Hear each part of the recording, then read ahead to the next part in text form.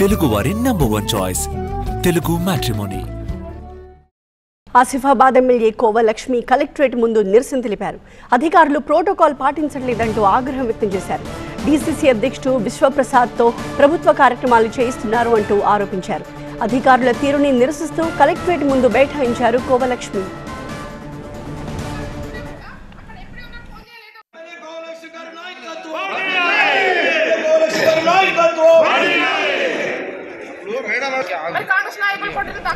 ఆసిఫాబాద్ నియోజకవర్గంలోని తిరియాని, రెబ్బెన మండలాల్లో ఇటీవలే ఇందిరమ్మ ఇళ్ల నిర్మాణానికి భూమి పూజ జరిగింది.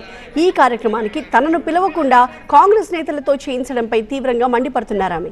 ఒక ఆదివాసీ మహిళా ఎమ్మెల్యేపై ఇంత చిన్న చూప అంటూ అధికారులపై ఆగ్రహం వ్యక్తం చేస్తున్నారు. అధికారులను వెంటనే సస్పెండ్ చేయాలని డిమాండ్ చేస్తూ కలెక్టరేట్ ముందు నిరసనకు దిగారు ఎమ్మెల్యే కోవలక్ష్మి.